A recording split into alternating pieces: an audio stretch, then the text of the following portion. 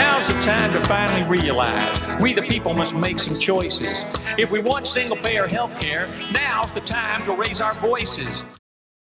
First of all, welcome to a joint monthly meeting. This is the normal date, third Wednesday, for Physicians for a National Program of Washington, the Washington chapter, to hold our monthly membership meeting. But we're also being joined tonight by several people from Healthcare for All Washington, and I'm also a member of Healthcare for All Washington, which has been focusing on maybe we could do it first in a state and set an example for the rest of the country, rather than trying to go get a national program all at once.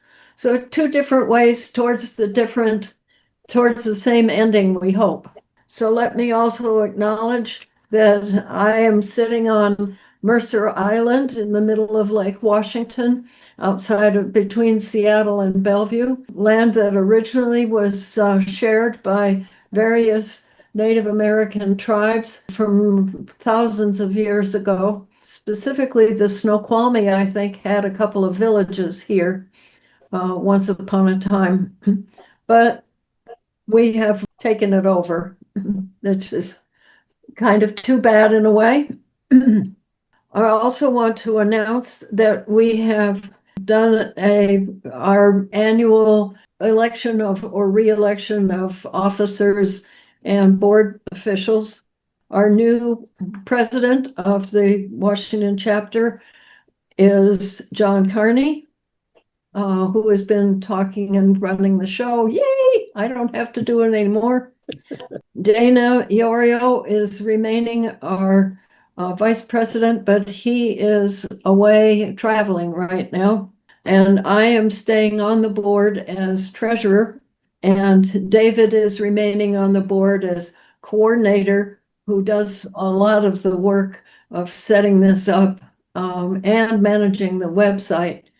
No easy feat. And also on the board, Hugh, you're on the board, I think, aren't you? Yep.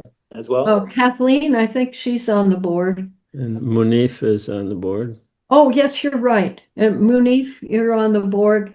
And I think Gleb is on the board. And I think we're also joined by a special guest from our PNHP national office. Oh, yes. Ananya, thanks for joining us tonight. Yes, welcome. Welcome. Now, John, you get to take it away. Yeah, thanks, Sherry. I appreciate it. And again, I appreciate all the years that you've put into this organization, and also welcoming me to the board as a young, spry pre-medical student. Happy to be, I don't want to say taking the reins, but happy to be at least running the meetings. So give you a break as well while you're doing our finances. So yeah, my name is John. I'm originally from Tacoma, Washington. I'm a medical student, a fourth year at UW School of Medicine, and still waiting to hear where I'm going to end up next year, but hopefully sticking around town. But yeah, I think at this point we can kind of go into our monthly updates. And David, I think you had some updates about the website that you wanted to share. A couple things.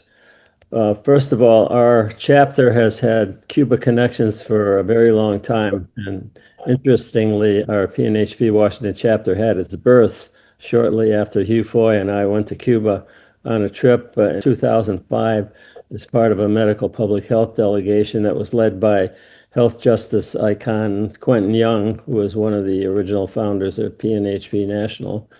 And we visited ELAM, or the Latin American School of Medicine, and saw the healthcare system from A to Z.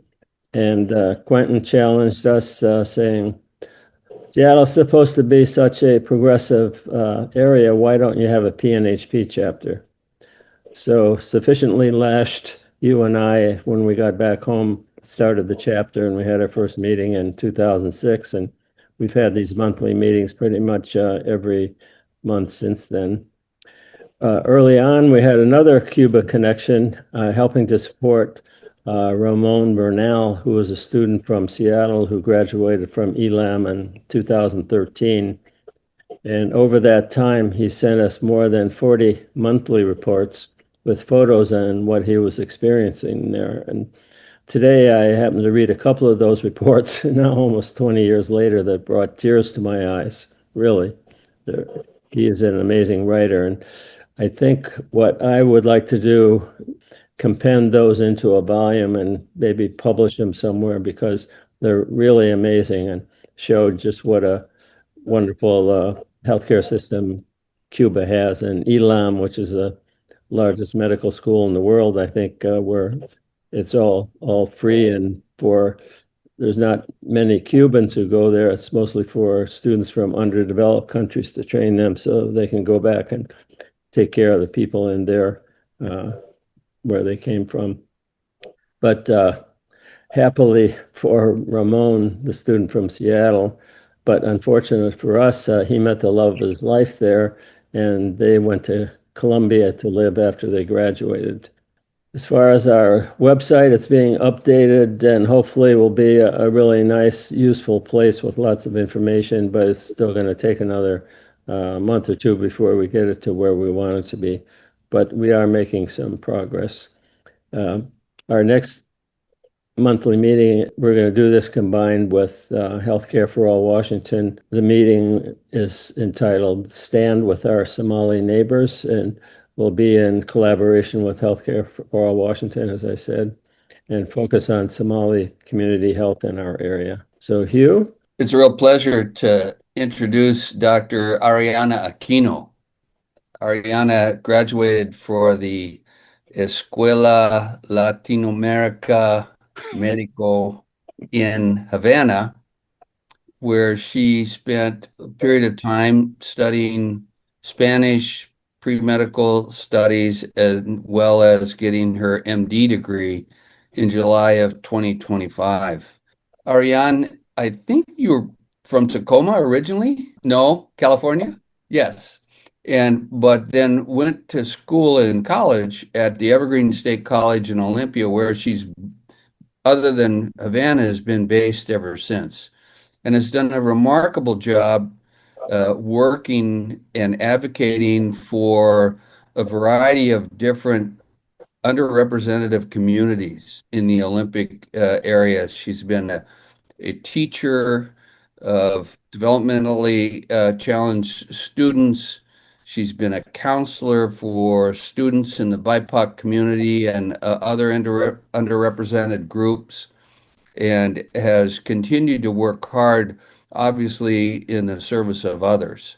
And after her graduation, she's been preparing to take her ECFMG, right? Your exams for international medical graduates, and sitting for her boards so that she can move on to the residency here in the United States.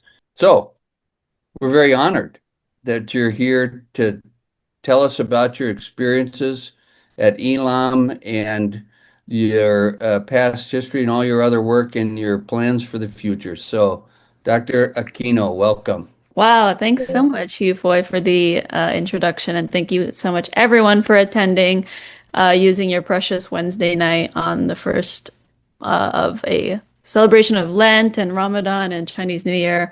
Special energy tonight. Okay. Yeah, I hope you guys like the PowerPoint. I'm trying to keep it short, but there is a lot to talk about. So that's why I'm trying to, hopefully, please don't hesitate to ask me a ton of questions. So, okay, I'm going to do that now. Okay, it's been a long time since I presented, so please bear with me. So yeah, from Cuba to Washington with love, even though I'm not from Washington per se. Origin story, I was made in the Philippines and was raised in LA. Here's a baby photo of me. My mom and myself, we do like to cite this little photo on the bottom right, but it's actually not of me being a doctor as a kindergartner. It's actually what the nurses' costumes look like, which is funny because it's also similar to what a nurse's costume would look like in Cuba. So, but thankfully I ended up becoming a doctor, so it's always nice to use this photo to be like, hey, look, it's foreshadowing to some degree. So we're going to skip directly to college just because I do want to mention some of the definitive experiences that led me to choose medicine. I went to Evergreen State College, and for those who don't know, it is a school without majors, without grades, without exams. It is an accredited college, which is the first question people really like to ask. And it was definitely a wild ride. I had never been to such dense forest before, coming from urban sprawl Los Angeles. But I don't have like a single definitive moment at my time at Evergreen that really defined like, oh, I really need to do medicine, but rather growing up as a child of immigrant, like they always say like, oh, you're going to be a doctor or a lawyer, an engineer, right? And it's like, well, I don't necessarily want to be those things. But I think throughout my time at Evergreen and like feeling very drawn towards social justice, I did realize that service really is something that is important to me. And a lot of these experiences, which was working as like a multicultural diversity counselor at the First Peoples Advising Center, working as a like cooperative student cooperative cafe manager, which is kind of a lot of responsibility to give a college student to run a cafe cooperatively, like really taught me cooperative management, solidarity, equity. Even my program, Art/Work, with Shaw Osha, also really helped me expand like how I process things intellectually and to look deeper and to invite a much more intentional practice. And ultimately, my time at the Olympia Free Clinic, I had never known what a free clinic was. I'd never met doctors who willingly volunteered so much of their precious time to just offer free services. I had never experienced such a community. And as well as the KBKN, which is now going by a different name, but this Climate Justice Relief Mission, pretty informative just because it was the first time in almost 10 plus years I had gone back to the Philippines since leaving. And it was really insightful. I made like a bunch of zines out of it just to process my emotions coming back and diaspora and all that stuff about what it meant to like come back as an American and like have a, like college education and be a product of my parents' sacrifices and trying to give back with whatever I could, the Philippines having had Typhoon Haiyan destruction. So I just feel like all these things, I was just like giving and just also just like being educated by these experiences really pushed me towards like thinking critically about service, right? So even though I graduated formally with a Bachelor's of Arts and Bachelor's of Science, and there's like no majors and titles at Evergreen, I do like to formally say that like I graduated with like a degree in social justice, even though it doesn't sound quite as appealing or as solidified, right? But ultimately, you can't really make a career, for me at least. I felt like I couldn't really make a career out of social justice. Like, what are my options, right? Like to work for a nonprofit or to go into politics, either of which I was not remotely interested in.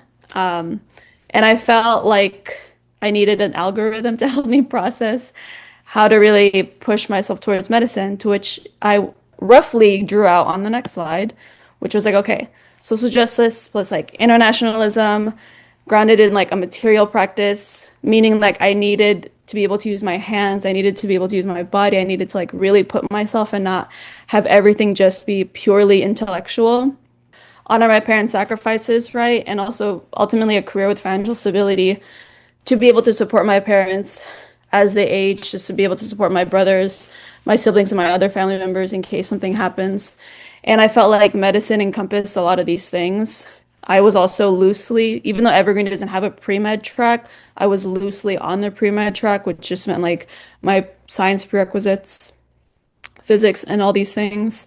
I actually didn't know anyone in medicine. I didn't know any doctors. I didn't know anyone who went to med school. So I felt really, admittedly, a little lost. And the career counseling center is a good place. Highly recommend. But ultimately did not necessarily give me tangible steps I needed to actually push myself towards applying to med school. So in my last year at Evergreen, I literally had started this journal that was like listing all the schools I wanted to do and like was Googling like how to apply to med school and all these things. And through conversations with my housemates, one of which was from Costa Rica and was telling me about Cuban doctors, I kind of just Googled Cuba. I Googled Cuban doctors and I was like, oh, and the scholarship came up. So that's why I said luck and algorithm / Google and testimony, and also reading about Cuban doctors. I was led to the scholarship page by IFCO, and I was like, oh, I didn't know Americans could go. You know, like all these like different things were like all these new ideas were coming to my head, but oh my God, like what would happen if I applied? Like what does it look like? And so I just like started to like delve deeper. And the timeline was a little bit close to when the application was closing. And so I kind of just applied on a whim. I was like, you know, we'll see what happens. Even though I feel very strongly about this school, I like what I'm reading so far. You know, like there's still the embargo, there's still all this like propaganda about Cuba being like a communist country. What does that all mean? So it was actually the only med school I applied to and was like the only one I got in, which I'm pretty thankful for because then that saved me a ton of money and time. So I didn't have to take the MCAT. So unfortunately, I can't relate to med students when they don't take the MCAT. I didn't have to pay for all those applications. So yeah, about Cuba, is the first emotion that I feel. It was a very, very intense time, 7 years of my life, a very treasured 7 years. And some of the people who also suffered those 7 years are currently in this meeting with us.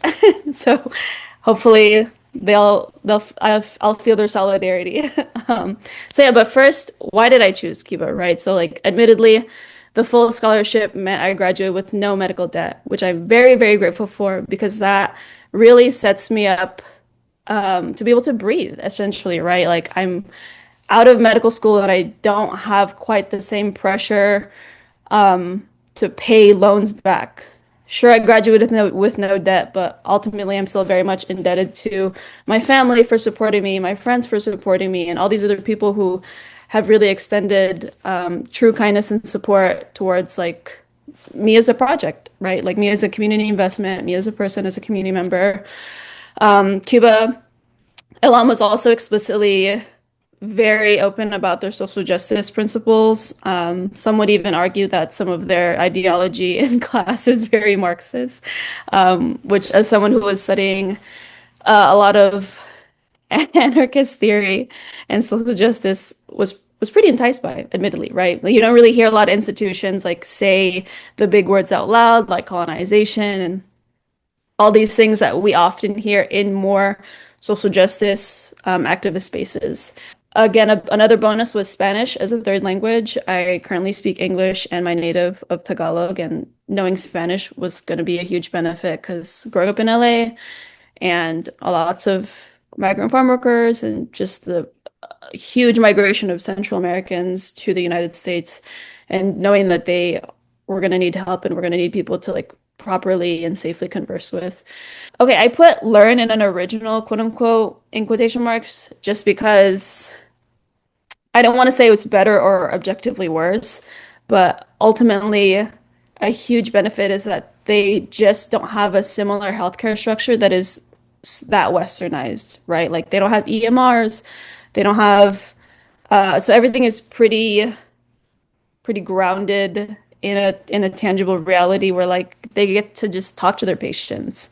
They don't have to deal with like so many like economic tech things that like we in the first world have to deal with. I still don't know how I feel about original. I was like trying to think of a better word, so I'm really sorry, but we can talk about it later in the question section about what I really mean. But for time's sake, I'm going to keep going. But okay, so yeah, just a really quick breakdown of the 7 years. The first year is of Spanish language, so like you spend one semester just learning Spanish in Spanish, which I still feel like is like mind-boggling to even say out loud. Like, how do you learn a language while you're in a language? Like, and then the other semester is learning very basic sciences to get you acclimated to hearing scientific knowledge, to explaining yourself in a scientific manner. 2 years then of basic sciences, which actually thankfully was similar to Evergreen, which was very interdisciplinary. It wasn't just like math or like physics or like anatomy and physiology. They were like very much molded together. Now, they restructured it. Before it used to just be all morphologia 1, 2, 3, but now it's like by systems, which makes a bit more sense when you start like to go into the pathology of it. And then 4 years of clinical rotations, which is a lot of clinical rotations, and they're like sometimes 16, 10 plus weeks. So a lot of experience, a lot. of clinical time, a lot of patient time. And what's nice about Cuba is that even within your second year, you kind of already are pushed into a doctor role. And it's very normalized by Cubans. Even if you're just in your second year of med school, Cubans will already start calling you doctor.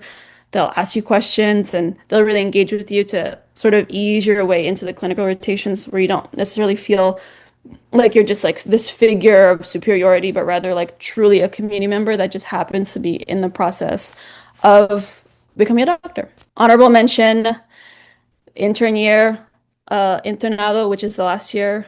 So I guess it's technically 3 years of clinical rotations, and the last year is basically like intern year, junior doctor year. I just want to mention that this is particularly super duper important as part of the Cuban learning experience because you basically are just shoved into a junior doctoral, zero pay, but also ample learning opportunity. This is often the period where a lot of students such as myself got in their most suture hours. They got to actually participate in various surgeries. They got to like really work alongside doctors. They got to also experience all the paperwork, suffering through hours of paperwork that doctors also have to suffer.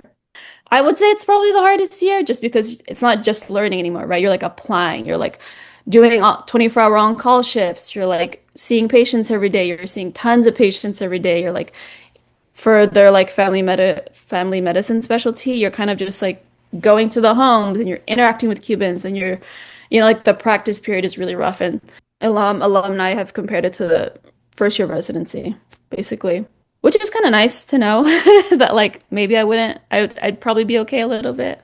I would say that it was a merciful transition period from like student to like clinical worker, just because they still know that you're an intern, so you're still learning, but you're not, you know, like you're not, obviously there's accountability, but you don't have as much, you know, like pressure. You're not like a fully paid like government worker. You're still a junior doctor and you're trying your best to like get really good letters of recommendation and serve the patients. So just, you know, a little visual break. I thought I would show some photos of my life in Cuba. I also, you know, I think admittedly it's important that we still learn to build community, explore interests. So some of these include like me getting to know the other Filipinos that live in Cuba, me attending like American cultural events with other Americans, like Super Bowl. We went to some bar and tried to watch the Super Bowl. Me helping friends with a dance project, you know, like me suffering through paperwork, me doing sutures. And in the bottom right, that is in fact an amputation that Sierra and I participated in. If Sierra would like to chime in. I mean, there's definitely, I have way more photos, you know, 7 years is a long time, but I thought a nice like visual would be enticing. And then also suffering, and the on-call rooms are very different. Here they're 10 times nicer. There it's giving military bunk. So, okay. So this was mentioned in the description of the presentation, but some differences that I did want to highlight about my experience was that one, I mean, there's more, and I plan to like write about it more in detail, but just for this presentation, I'd like to mention at least 5. One, in comparison, there's no step pressure because this is ultimately entirely a different country, entirely different government, entirely different medical system. We are not pressured to do board exams in the same way as American med students are. We also have 7 years.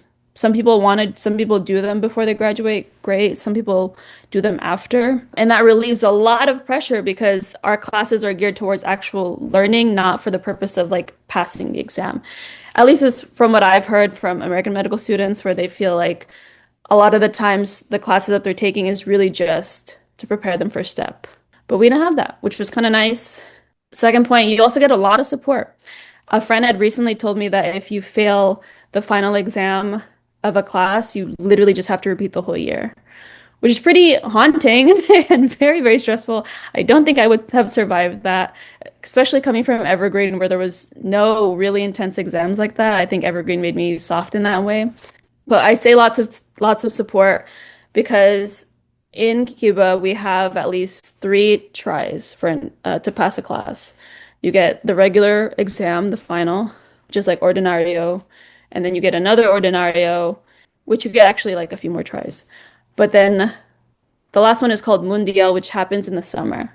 And so they kind of give you a break instead of like trying to catch up and play and do these exams. They're like, you know what, just wait until the summer, just study your hardest in the summer, and then you can just take Mundial. And if you pass Mundial, then great, you get to like move on with everyone else in your class for the next year, which is a lot of chances, you know, to pass an exam for a class. And plus, there's also so many students that just like to give support. There's students that often host their own lectures. There's students that will share tons of like materials and guides or study guides that they've made, you know, so there's this like really beautiful culture of just like helping people constantly grow, which not to say doesn't exist here, but you know, it's just like framed differently, especially since it's an international school. Spanish is not these people's first languages. So it's really exciting that people, instead of like, you know, like curling into themselves and being, you know, like very like struggling, like people are willing to like support each other in a language that they don't know, in a country that they don't know, just so that they can become the best doctor that they can be for their people back home. Again, or a third point is that Cuba is pretty low in technology, not to say like, oh, they're like so behind, like, I mean, embargo and blockade. So there's going to be things that they are inherently just going to be limited by, that they have no control over, right? But part of a huge appeal and a huge strength of the Cuban medical training is that they really, you know, like rely on the physical exam. They really rely on the medical interview, and that you really have to understand like semiology. I don't know I think it's called semiology in English, but basically like making sure you understand what you're seeing, right? Like, what is jaundice? Like, what is ascites? Like, what is edema, right? And making sure you actually have the touching skills, the like perception skills to actually understand what you're seeing, rather than just relying on a CT or an X-ray or all these things, because guess what? Those machines are broken and no one's going to fix them. So you have to really make sure you sit down and ask the patient correctly, use your clinical reasoning, understand and practice all that you've learned to sit with this patient to the best of your abilities, because that's the best way that you're going to help them. You know, like, what can you do when you don't have an X-ray machine, right? Like, you can only do so much. That's where you try your best. Another strength is that it's spaced out. You know, like 4 years, like really, really intense. You have to like find your own rotations. You have to, which I actually didn't know that American med students did. I thought the school provides you with rotations, but instead of 4 intense years based off passing step exams, you have 7. 7 years of like getting to know Cuba, like getting to know your classmates, getting to know what kind of doctor you want to be. You can actually start shadowing like even in your second year of medical school. Like, doctors would love to have some random student from another country just shadow them. And I think that expansion really leads towards like a lot of people just being able to learn at a pace that really feels comfortable for them. The students are very self-motivated to realize like, oh, like I have all this time to like really, really get as much surgery skills as I can, as much like dermatology cases as I can see. So that's a huge, huge bonus, especially for people who feel like they might not be able to see as many cases as they can back home. The fifth point is a little bit vague, but I do feel like it is a different kind of pressure, considering, like, for example, with my with the thing I mentioned earlier about EMR, like everything in Cuba is paper, everything is handwritten. I'm honestly surprised and blessed I didn't come up with carpal tunnel syndrome. And it's a different kind of pain to have to chart paper, but ultimately we don't have to deal with like, oh, does your EMR take my EMR? And like, just EMR just seems like such a headache. And ultimately it's not, the medical system there does not exist for insurance companies. The medical system there exists for the people.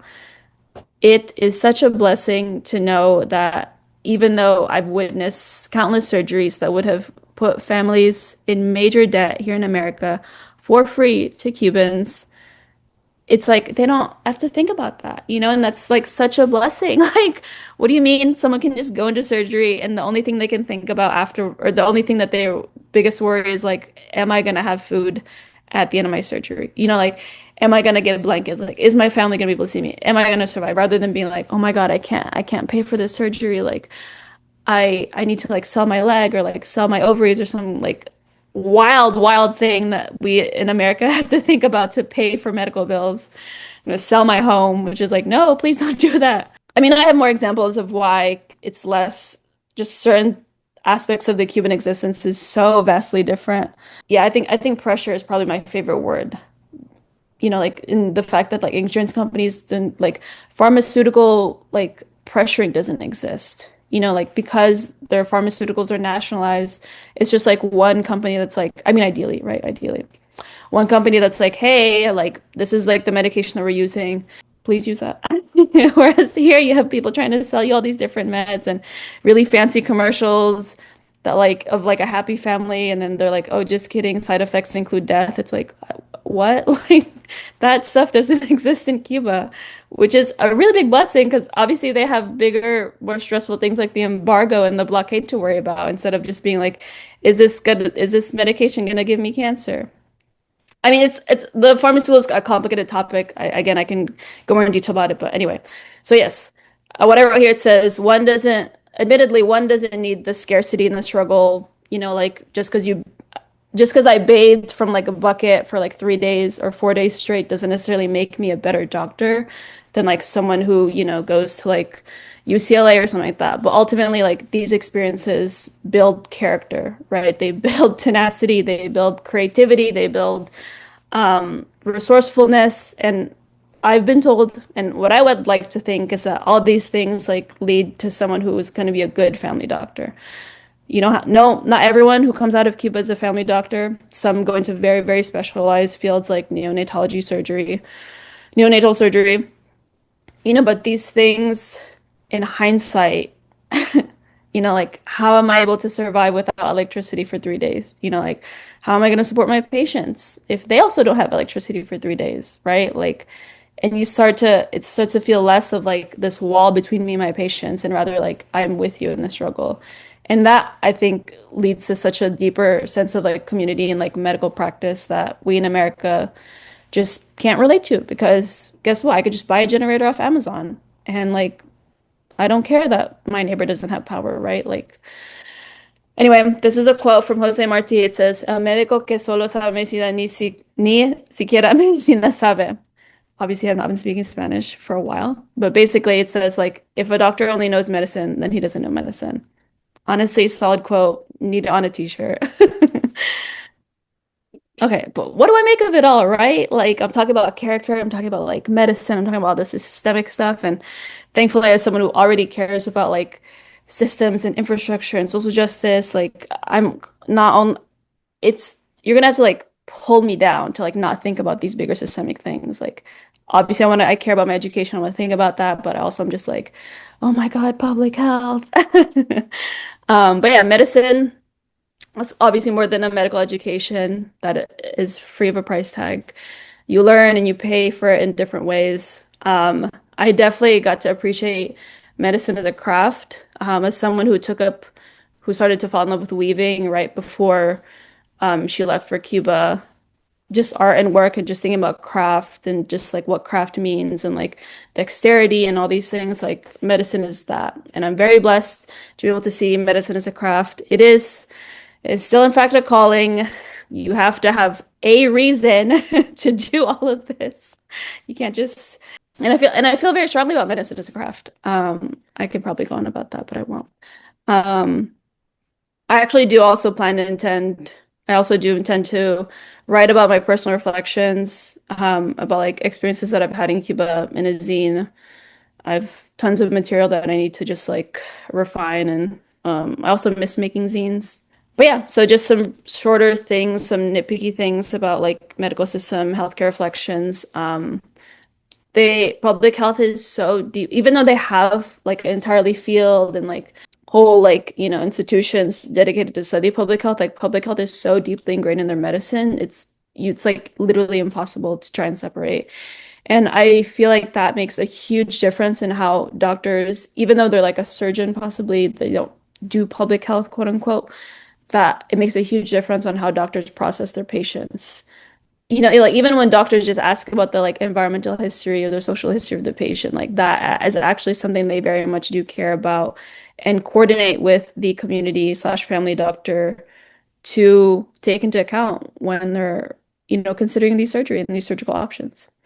EBS, some other examples, again, I have more, but for the purpose of this, I'm just going to highlight a little bit of 4. EBS, which are equipos básicos de salud, are essential. We don't have them here, but they're basically like these small groups within the consultorio, which is like the hyper local family clinic, which serves like 2 or 3 blocks. And it's just families of that block and that one family doctor. I think it's like 1 doctor per like less than 700 patients, maybe. It's a really good ratio, really manageable ratio. They're really important. It's not just the one single family medicine doctor and the nurse that are working towards supporting this population, but the Equipo Básico de Salud, our basic health team, you know, like includes nurses, obstetrics and gynecologists, pediatrician, and the family doctor. And I think it's like 5 roles, but they are constantly in conversation. They're constantly working towards serving this population. And I just don't think that we in America have a similar, like very dedicated primary care group for local population. I mean, a question, number 2.2, a question of mine is also like, how do we achieve their level of vigilance in maintaining like patient connection and community? Like vigilancia is like a pretty strong word that's constantly used all over like med school or the medical education. But I don't think that we have the same level of like vigilance here in America. The only time I felt like I was close to like vigilance was when like I got a call from like someone in public health about a diagnosis that I recently received. And I was like, oh, like that's kind of nice. Like, which is like not normal for a lot of people. Normally it's like, why would I answer some random phone number that says that they're the Snohomish Public Health, right? Like, but it's also just like I think culturally Americans might find a hard time adjusting to like a very persistent and like knowledgeable doctor who's like, hey, I know that you're doing these things. I know this is your job. I know that you're, you know, working through these things. Like, let's talk about your annual exam. Like, come in for a checkup. Like, I would like for us to achieve that level of like, and they're not like, the doctors aren't like BFFs with their community members or anything. Like there's definitely community members that are like roll their eyes at their doctor, but ultimately they still know that they have a personal responsibility to their health and a personal responsibility to address and meet the doctor at like a level for the benefit of the community, the health of the community, right? Yeah, I don't know the answer to that, but that's something that came upon my reflection of this. But point number 3, there's not enough pesquisa, which is like kind of like surveying, but more like detailed surveying in America, in my opinion. In pesquisa, you literally have medical students knock door to door, verifying information, who lives here, how old are you, like what is your health conditions, like are you on medication, like, and they do this pretty frequently throughout the year. And if they feel like they're behind on documents, the student who's currently rotating through MGI, which is Medicina General Integral, which is kind of like their family med, but way more holistic, well-rounded, and inclusive of public health, they would often do that, as I did. I had to correct a lot of those public records myself, which is fine. I was happy to do it. I like doing house calls anyway. So yeah, we don't have that here. And that's something that I'm trying to figure out how we could possibly do when like volunteer work is like, I don't want to do volunteer work or whatever. Anyway, last point. Again, I have more of these. Feel free to email me any more ideas if you have specific ones. But like the huge difference is that MGI doctors in Cuba just do inherently way more than family medicine doctors here. And I am not quite sure if family medicine doctors are willing to do the same amount of work. Like the closest comparison I can make is like a rural family medicine doctor. You know, they're like all these different things. They have a little bit of surgery, a little bit of mental health, a little bit of OB-GYN, a little bit of public health, a little bit of sanitation, a little bit of, but like imagine that role and all those responsibilities, but for every single family doctor who already sees a patient population of at least 500. I don't know if it's possible. I mean, I'd like to think it's possible because that ultimately is how you maintain higher health standards for the population. That's ultimately how patients feel very supported and seen, right? Because they know that their family doctor is going to come and check up on them. And if they have any questions, they don't ask ChatGPT. They ask their family doctor, and they go and they visit the clinic, which they know has open hours, or they probably have the doctor's cell phone number. I don't know. I mean, I'd like to think that it's possible, but again, I'm just one person who's thinking about all these big things about Cuba. Would like to share the brain space. Okay, this is just like a funny photo of just how much one person can change in 7 years. That was me, fresh out of Olympia, shaved my head the minute I got to Cuba, wearing my uniform. And then the next is me and like my white coat and this little photo shoot with my hair that's like all the way down to my belly button. I don't know, just visual changes. I thought it'd be kind of fun to look at. But what am I up to now? I'm just studying. I'm very, very blessed to have very supportive family who allow me to full-time study. I just have 2 exams left. I just finished and passed my ECFMG Pathway 6 certification, which is like 6 small clinical encounters in front of a doctor. And then I also had to do an English exam, which was like really frustrating because I already speak English. I was born in an English-speaking country, the Philippines, but I still had to do it. And I'm very glad that I passed those 2 things, because this is technically the last step to be ECFMG certified. But it's good for like, I think 2 years or something like that. So I was happy to do it beforehand. So I just have the very simple but also very stressful goal of just passing step 1 and step 2. Nothing else exciting really. And then, like some really interesting opportunities, like, like this, like that David had invited me to, and stuff that Cindy also invites me to. And then hopefully some externships in Seattle, Port Townsend, and South Dakota. What's next for me? Hopefully matching 2027 into family medicine, ideally rural family medicine, ideally UW rural family medicine, putting any feelers out there, manifesting. I just feel like it's a good transition, both like the kind of education I got in Cuba and also who I am as a person and my interests, and ultimately the kind of lifestyle and the kind of medicine I want to practice for the rest of my life is closer to rural family medicine. I always knew that I really liked family medicine. I just was also just willing to open my eyes to other specialties. I ended up really liking dermatology and colorectal surgery, but I don't think I will be pursuing those very competitive careers that I also just don't really feel like would be harder to work with to honor my Cuban education, which I feel very grateful for. And to be able to use those skills of like people, like really being able to talk to people, connecting with them, and physical exam and low resource settings, I feel like it's best for family medicine. Long term, hopefully, University of Washington Global Health Fellowship as international medical work is a big interest of mine. I hope to do work in the Philippines and possibly Spanish-speaking countries as well. Hopefully I could land at an FQHC in the Puget Sound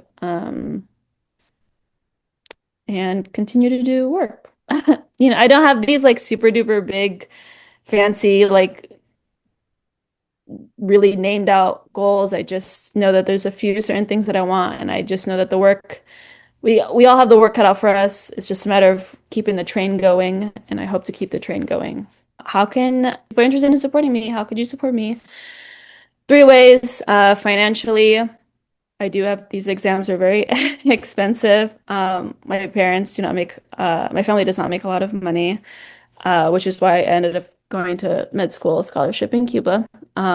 So yeah, if anyone can donate to the, I also am selling candles. If you live anywhere close to Seattle, I'm willing to mail you some candles. These like candles that I got on a very unique anyway, whatever. They're candles, they're soy wax, they have little crystals on them. They're great. They make good gifts, and they actually also smell good.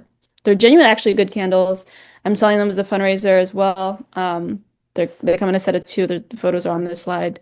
So do need help paying for Q banks like Amboss, UWorld, paying for ERAS and the STEP exams.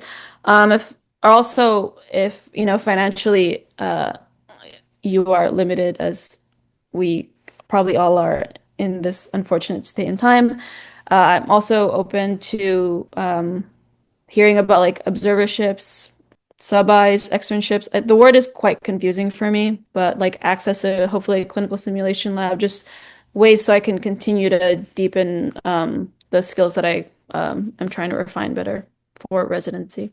And then if you're also just willing to give me some advice, look over, my application, interview prep, personal statement. Arianne, you need to meet this person, or I'm happy to do it too. Also, very valid forms of support. That's basically it. Thanks everyone. Thank you to IFCO, Cuba, MINSAP, David, Hugh, Cindy, everyone, and the PNHP group. Yeah, and Seattle, Cuba. This is my email if anyone wants to reach out to me for stuff or questions. Please message me on Instagram before you try and add me though, because there's a lot of bots now. So just showing this for in case people want more resources to know about Cuba. Yeah, that's it. Any questions, concerns, violent reactions? Thanks so much for hearing me talk. Hopefully that was under 30 minutes. I forgot to time myself. I'm sorry. No worries. Thanks, Arianne. Quick point. The resources that you shared, do you mind sharing those with David? And you can include those in our email blast or in the book titles as well, as Renee requested, so we can email them to folks. If you want to ask a question, you can raise your hand. And before we sign off here, I'm going to shamelessly make a pitch for how you can easily donate tax-deductible contributions for Arianne's further steps she needs to continue running. Hugh, you want to moderate the discussion? Sure. I would open with a question, Arianne. There's a term in education called contiguity. So you want to keep doing things and like you said, keep the ball rolling and keep things moving, so that if you keep doing things in close chronologic proximity, you're more likely to learn. It's like riding a bike. You can't try it one day, fall down, and then I'll try it next week.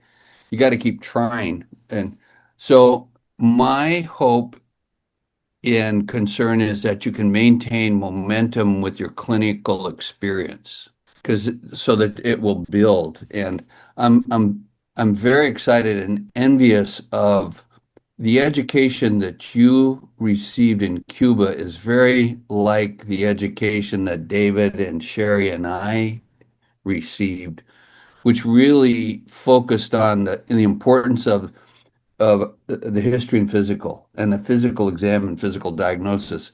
Too much these days, people rely on the tests, be they lab tests and imaging, rather than good old clinical medicine. So I think you're a great candidate and a great asset to any program that would pick you up as a resident. So I'm very excited about your career, and I'm very happy to help as a retired faculty member. That said, if you're interested in colorectal surgery, I have our close associate down in Tacoma and Federal Way that I'd love to introduce you to. So we should stay in touch. And I'm also I'm out of fragrant candles for my bathroom, so I need some of your wonderful candles. Even though you've passed your ECFMG, you still have to take step 1 and step 2. And are you involved right now in a board prep course? Thanks so much for your wonderful comments, Hugh. So the entire thing is for an IMG, International Medical Graduate, is to be ECFMG certified. Right. That's probably the only way that I know of, at least. I mean, aside from these newer, oh, you don't need to do residency to become a doctor. But what I did was technically the last part, which is just pathway 6. So they took out step 2CK, I think is that one, for international medical graduates because of COVID, and they replaced it with pathways. And so there's 1 to 6. 6 is the best option that I had for myself and other ELAM graduates. And I managed to complete that before completing step 1. So once I complete step 1 and 2, then I will be ECFMG certified, which is going to increase my chances for residency. Does that answer your question? So then you can apply in the match? Yes. Okay. So I'm hoping to be done with everything by September. Right. Because you So can even turn in the step 2 score a little bit late. yeah. But as long as you mentioned I've had other ELAM graduates tell me like, oh, like I emailed residencies like, oh, my ECA FMG certification came in late, and then that still got them a chance to get an interview. Yeah. So it's, I'm just trying to avoid that, but that is like the way to increase my chances. Right. Because I think working even in a clinical setting, because you have such great assets. I mean, speaking Spanish, number one, is a huge asset in the clinical setting in the United States and our communities now. And with your background, I mean, you could be a scribe, you can be a medical assistant, as long as you keep using your clinical skills, and that'll keep that flow of knowledge to build. So I think you have a great, and don't sell yourself short about being a colorectal surgeon. This colorectal surgeon I know is a immigrant from Iran, and she's probably one of the best colorectal surgeons in the Northwest. I mean, she is amazing. And she's very active and presents all the time at our local surgical meetings. David knows her too. So I am so happy that you were here to present this to us. Thank you. Yeah, thanks so much. I hope it was good and informative. Sherry's got her hand up. Sherry? Yes, first of all, I second what Hugh said. Back in the day when I went to medical school, there was a real emphasis on the history and the physical, including the social history that you talked about. That, in fact, I remember as a first-year medical student, our first interaction with patients was to go out and take a social history of a patient in the hospital, just for practice. So it really brings back memories. But the other comment, I wanted to go beyond that. There's a problem happening in medicine now that has two terms. One is burnout, and the other is moral injury. And both of them relate to the shift from the patient-doctor interaction that's epitomized by the history and physical, developing a problem list and working your way through all that with the patient. And I can summarize it facetiously as the patient walks in and the receptionist says, "Hi, patient, x-rays that way, the lab is that way, and the doctor will see you for 5 minutes when they're done." And what that does is it injures people like us who went into medicine because we wanted to work with people and help people, and we wanted to contribute. And that was our motivation of choosing medicine. And it's hurting physicians all over the US really badly, but it's also hurting physicians in Europe as well. Even though they have full coverage and all of that, there's still, it's also partly all this technology that's available is undermining that physician-patient relationship. So anyway, that was just a comment I wanted to make. And hang in there.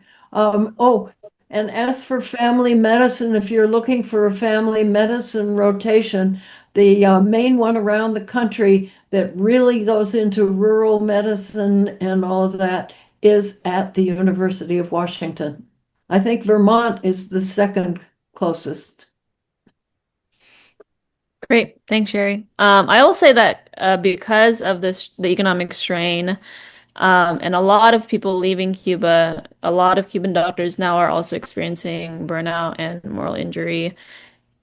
I'll bet it's a bit more complicated of a sort of source, right, than how it is here because of their different like patient doctor model. But it for me it was very interesting to try and it was fascinating to like witness and to study and to reflect on and to ask doctors like how they feel, why they feel like this is happening to them, and what solutions do they feel like they can encounter. But again, that's like a whole other think piece that I also have notes on. Very good. Renee, you had a question? Thanks very much, Arianne, for your presentation and congratulations on your hard work. And I know you're going to do great. I have not yet met an ELAM grad who has done more than practice medicine, so I'm very excited to see what else you add to the culture of medicine and healing. I'm very excited for you. I did read about the history of Cuba's healthcare system and the development of this comprehensive general medicine model, which seems to create much more mature physicians compared to the United States. But I haven't been able to really pinpoint what it is. So I was wondering if you could maybe encapsulate it, describe how it was used for your education and how you would incorporate that into your practice. I mean, that's just like the question that us who care about family medicine as alum graduates always ask us, right? Like like we don't know if the consultorio model, which is like the hyper-local family clinic model, is really feasible in the US, particularly because of issues of insurance and patient privacy. But I ultimately, so yes, to answer the first part, like, yes, I was educated in that, in all of that. We do have exposure to MGI in like first and second year, and then we actually do a whole rotation on it in like fifth year. I mean, it's a really excellent model. It's all about preventative care, primary care. And like I said in the presentation, family medicine doctors just do more than family medicine, and it would be a lot to ask of our family medicine doctors to do their same responsibilities unless they really wanted to do that. And they were already doing that. I mean, there are some similarities, right? Like there's like tertiary care, quaternary care, secondary care, primary care. But ultimately, what Cuba lacks in technology, it makes up for in access. Whereas America, it's all about technology, but none of the access. And so even though you may have access to your doctor who's probably known you for a really long time, or knows your parents, knows your family, knows where you work, knows that you like to drink on Saturday nights, but you tell them that you don't drink as much anymore. All of these things, the family medicine, the MGI doctor does know, and they do take into account, but it's not as like emotionally guilt tripping as we probably perceive it here in America. It's just how they don't know any other model, and so for us, it would be like explaining like to use like the metric system in its entirety when we have entirely such a different concept of it. I mean, what I've been told by doctors in the past is, like that, like country doctor vibes was definitely the standard back then, but ultimately now it's like no one knows that kind of doctor relationship anymore. Like I recently watched a video where a guy, Instagram content creator, was talking about how he went to get his annual exam, and he just received a bunch of comments like, pardon my profanity, but like a bunch of comments that were asking him like, why would he ever publicly admit to a rectal exam? And it's like, we are so disconnected from how we understand what an actual physical exam is, annual family checkup, that the internet was just like berating him, which is like, one, he's not even in the age range to check for prostate cancer, which is what they think they're referring to, right? But they don't actually understand why you would get a rectal exam. Two, like all of them were like, this is why I eat healthy. This is why I just exercise. I would never need to go to the doctor anyway. And whereas like, even though the Cubans may not be BFFs or super duper trust their doctor, they still know that is a respectable person that they can go to and ask questions, and who will respect them back to an equal degree related to both their health goals and the doctor's health goals of the community. And I think that sort of like serious practice mindset just doesn't really exist in the US. I mean, granted, I just got back, like a few months, like since August. So I'm still pretty fresh, and I'm having to relearn America. I'm having to reintegrate myself as a student.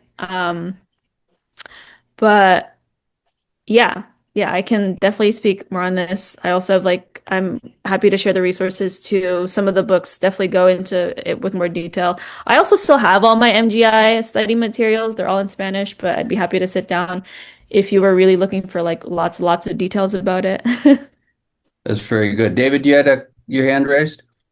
There's another way of looking at moral injury that I'm sure isn't a problem in Cuba, but it's a big problem here. And PNHP National is just coming out with a big study on that of over 1,200 providers.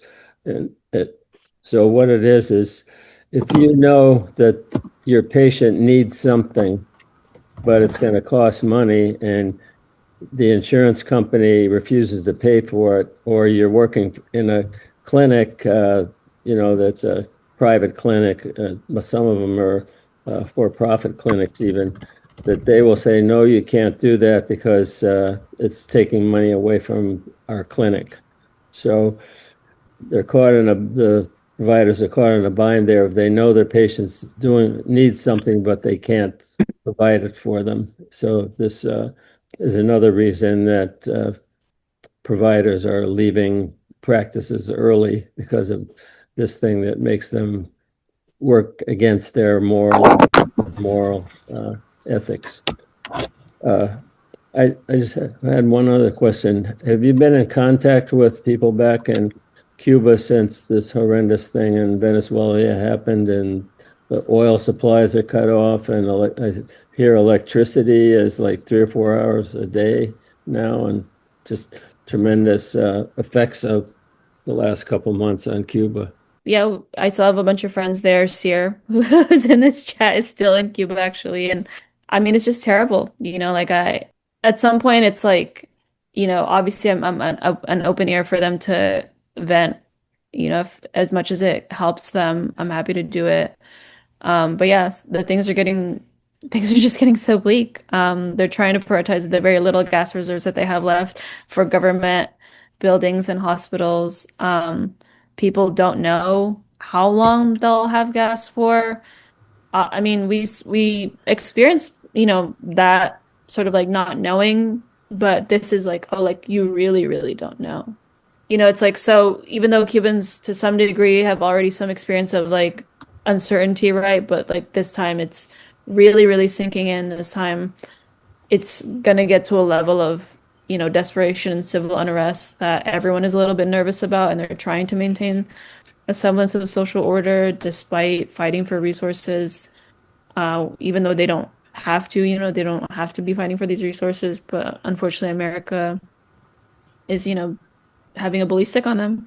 But yeah, I mean, they tell me, and it's bleak. I try and help how I can. And the best thing that we can do is really just, material support, it's tricky because the US still sort of like taxes or really, like also hurts us for donating.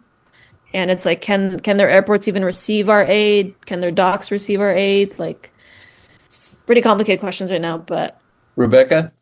Yeah, thanks so much for your presentation, and thank you guys for organizing this meeting. Good to see you again, Arianne. Yeah, just a couple comments and then a question. Yeah, hopefully Seattle will get on the map and have a public protest also against, these serious sharpening of attacks on the Cuban Revolution. People don't even have to support the revolution per se, just to, stand up against these attacks. And you outline, like, just in some of your comments, but people can read how it affects just the daily life, and they're killing more people by doing this. Some of the questions that you pose about how you can do things, that's the whole root of it, is because they made the revolution, right? I've been fortunate to have been to Cuba many times since 2001 on different solidarity trips and stuff. And first time I actually went to ELAM back in 2001, U.S.-Cuba Youth Exchange. But it convinced me the need to make a revolution in the United States. And I was actually going to school to be a nurse. And I was thinking through some of these questions too. And that was here in Seattle. And how could I give, medical care? And people do the best they can and everything, but you run up against that wall, the capitalist system and just big business and insurance. Just think of what would be possible in this country if it wasn't all just revolving around surplus value as possible. So that's how I ended up joining the Socialist Workers Party. You can only do so much as an individual, and you can do a lot more as part of something. So it's good you're reaching out. We got to bring this embargo down. So that was one question that I had, because, that's for recent years, the U.S. ruling class and every single 13 administrations, attacks on the Cuban Revolution. But in recent years, attacks on and slanders, right, on their international volunteer doctors. So I was just wondering, kind of like, did you come across any? I mean, you must have in your goings around, and just kind of the reaction of people. Yeah, I mean, a lot of times it was really just clarifying for a lot of people, surprisingly, that like the Americans don't participate in that. The med school doesn't participate in the medical missions. Those are specifically for Cuban doctors to do international service work. And a lot of them just really devastated by the amount of like hate those programs are getting, because they do really good work all over the country. That's a huge reason why Cuban medical internationalism is so well known. It's because these doctors genuinely help build, whether that's primary care infrastructure or triage emergency disaster medical infrastructure. Like these Cuban doctors really know what they're doing, and they're doing good work. And to tarnish that reputation solely by popularity from the US, like people ultimately sometimes kind of cave in to be like, oh, well, US says like Cuba medical international missions are like so suspect now. It's like exploited labor, slavery, and all these things, like these very strong words that Cubans themselves would not use for their own experience, right? Like I've met Cuban doctors who can list more than their fingers allow of how many countries they've been able to serve, and the rich experiences and the gifts that those opportunities have given them. And the fact that it's something that many doctors like look forward to doing, not only because they get to experience a different country, but also they get to bring national pride to show them like the quality of Cuban medical internationalism. The chances are just decreasing. And a lot of times, a lot of Cubans don't know if they'll be able to do it. They're really sad about that. I haven't heard anything recently, aside from what Belly of the Beast reports, right? That like Cuba has had to pull out their doctors from other Latin American countries like Colombia and Guatemala, and now they're considering, because of US pressure, to pull out a lot of their own doctors from various West Indies islands, like the Caribbean islands, the Antilles, which there's like an economic benefit for them to be there too. So they're trying to hold on to these programs as much as they can, reputation and also for economic stability, to build these relationships to continue them. Does that kind of answer your question? Very good. It's a totally different value system, isn't it? Cindy, you had your hand up. Yeah, I just wanted to kind of emphasize in this period of time in which what Trump is calling the DonRow Doctrine, Cuba, part of the reason that Venezuela also was targeted was because it is the lifeline to Cuba. Without Venezuela's oil, and now Mexico is halted all oil shipments to Cuba. The U.S. is an all-out, and so the U.S. is consciously starving and punishing Cuban people because they want regime change there. And they're going to ensure. But what's so important now is the international solidarity. Mexico has not sent oil, but they are sending shiploads of aid, different kinds of aid. There's a flotilla that is being organized by organizations, much like the flotilla that was going to Gaza, to send material aid, to bring solar equipment and solar panels. 34% of Cuba's electricity is generated through solar panels. You know, on the weekends and after at 5 o'clock when people come home, that's when you know, the use of electricity is high, and Cuba cannot meet the needs at this point of time of its population. And so it's really the international community is going to help save Cuba. And there's a slogan now that's being promoted. Cuba was there for the world, and now we have to be there for Cuba. As Arianne said, Cuba sent hundreds of thousands of healthcare workers around the world. And the reason that the United States is forcing countries to end their contracts of healthcare workers is because they want to cut off that economic source of money for Cuba at the cost of denying people healthcare that the Cubans provide. So we can send material aid. There are many delegations going. They're raising money. Global Health Partners is a great way. They've been raising money for sutures, as well as other equipment. And there are a number of delegations. We can send those in a follow-up email if people are interested in supporting them. Yeah, thanks so much, Cindy. I dropped my email in the chat, so if you have other thoughts, resources, I'm happy to connect people by email and also share some of those resources and the recording of this talk tonight to just make sure that we have all these resources that are shared with our community here, which is going to be most critical now especially, but I feel also in the coming months of just making sure that we take the time to build this community, share resources, support each other financially, but also like support each other with material resources, electronic resources, whatever we can do, and even just being here for each other. I really appreciate all the conversation tonight, and you know, I think I have a couple of I guess closing points to close out this meeting. In speaking to like the blockade in Cuba and speaking to Venezuela in particular and all the oil that they have there and the U.S. interventionism there, I think it's very telling that some of the first shipments of oil that were supposed to be earmarked or designated for Cuba have actually been sent to Israel.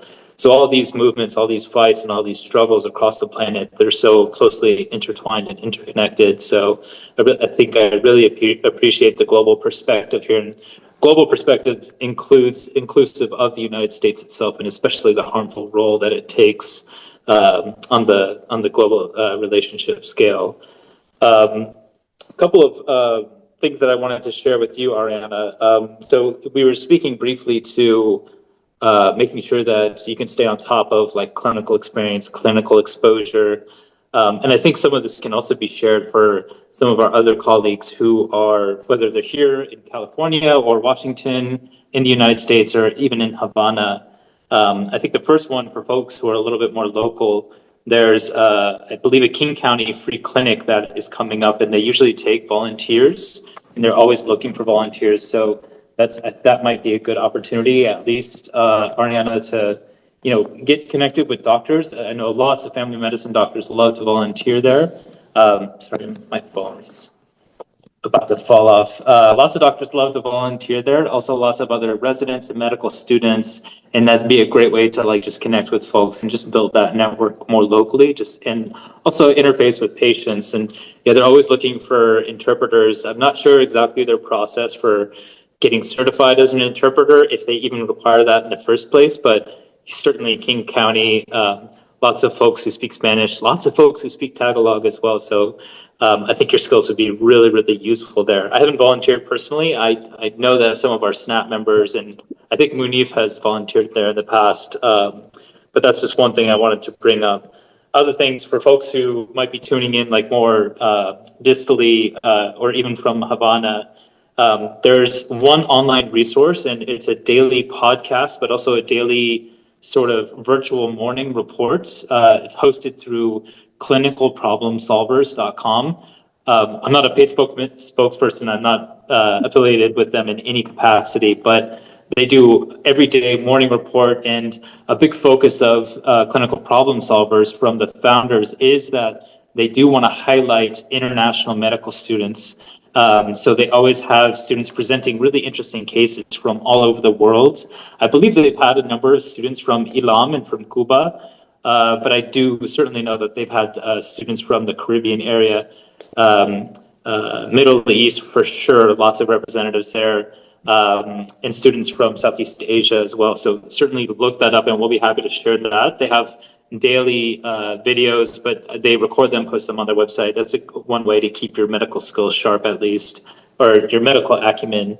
It's certainly no exchange for like hands-on talking one-to-one with patients and doing a physical exam, but I found a lot of it translates well to STEP as well. And speaking of that, Arianne, but personally, if you need some resources for step 1, step 2, I've spent a lot of time like mentoring students, second, third year students who have to sit through dedicated and take those exams. I mean, first and foremost, just make sure you take care of yourself first, but also and take care of your needs, and make sure you get out into the forest. There's such good hikes around here. But also, there are lots of free resources online. I'd be happy to share some of those. I think there's a lot of benefit to the paid resources, unfortunately, but they can certainly be a big benefit, like AMBOSS or the gold standard, which everyone calls it the gold standard, but I have mixed opinions about UWorld as well. But hopefully we can raise some money to get you those resources. Speaking of which, folks, if you have the time, if you have the resources, if you have a couple minutes, I think reaching out to Arianne, making sure you donate to her and help her reach her $4,000 campaign goal, I think it's going to go a big way, even like $50. John, I need to say something about that. Shamelessly, I would hope everybody here can contribute something, and our chapter has given Arianne, we'll give you an honorarium. But if you go to our website on the donate button, you can press that, and there's a place to donate for the George Martin Student Scholarship Fund, and press on that, and whatever donation you enter, it'll send you a reply that shows you made that donation, and it's also tax deductible. So that's important too, that people are more likely to give if they know something's tax deductible. So we can spread the word on that, and hopefully everybody here tonight who listens to this amazing presentation, and you're so articulate with 3 languages. I guess the more languages you know, the more articulate you have to be. And we'll be sure to earmark those funds specifically for Arianne. And if you do, send our chapter the message so that we can add that to the check we're going to give Arianne. That is important because I'm the one that's responsible for knowing how much is just sort of our regular fund and how much is related to the George Martin Fund, which is in support of students for a national health program.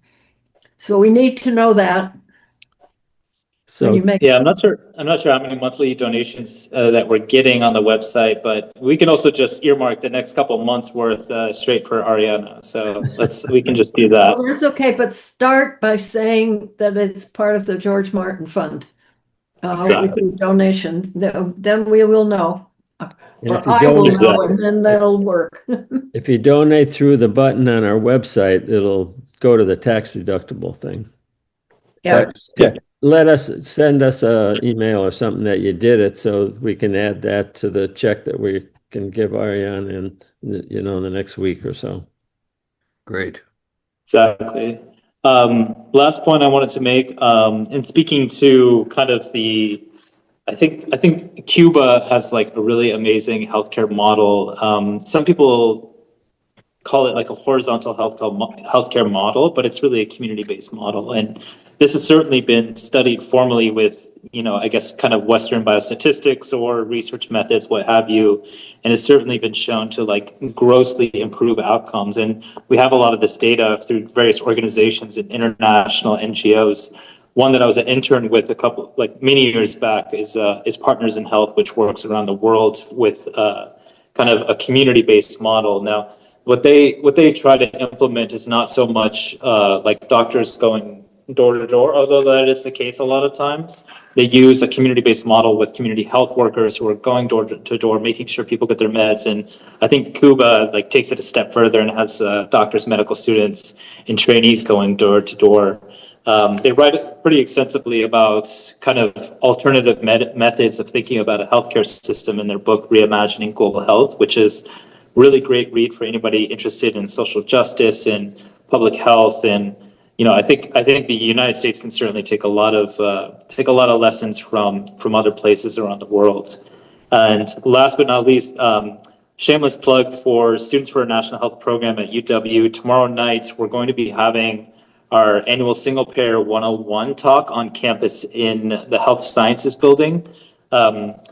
We'll be sure to share some of the details. David, we'll send you the details, and if you don't mind forwarding that on to the email listserv. But we'll have lots of food from Taste of India, and we'll be speaking both to how we actually finance healthcare in the United States, which could be its own talk, but we'll try to keep that short and sweet. But then we spend a good amount of time talking about how exactly a single-payer healthcare system works, much kind of like Cuba and our neighbors to the north in Canada. And then we'll also be speaking briefly to moral injury and opportunities for student activism here in Washington State and nationally. So Arianne, thank you so much for joining tonight. I think that's it for our programming tonight. And so thanks everyone for joining. Keep an eye out for our next monthly meeting that's going to be on standing with our Somali neighbors. I think that's going to be, Ronnie, are you still on? Are you facilitating that talk next month? I think he talked about joining us next month, but anyway, the meeting will be on March 18th, which is the third Wednesday. Yep, and then we're in the works of getting a talk together for April as well with a faculty member at Washington State University who is like a policy whiz that can speak a little bit more to our current healthcare system as well. Also, Anna Malinoff would like to be a speaker sometime in the next few months.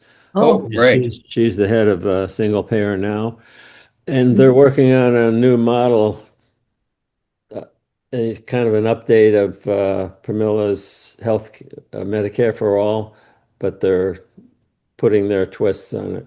So she can be talking. Can talk about that particular model when they're finished with it. All right, everyone. Well, I don't think we have anything else planned for tonight. Arianne, thank you so much for joining, and all of our other colleagues in Havana or graduates from ELAM. It's really great to see you all, and best of luck. Okay. And thank you so much. Out that info on the sutures. Anyone who put thank their you so email. much for being the president, John, because I know you're going to crack the whip on us. Yes. I don't know about You mean that. I didn't do it tough enough? Good night. Good night, Everyone, See thank you you all. so much. Bye. See you. Good night. Thank you. Okay, 3, 2, 1, ending.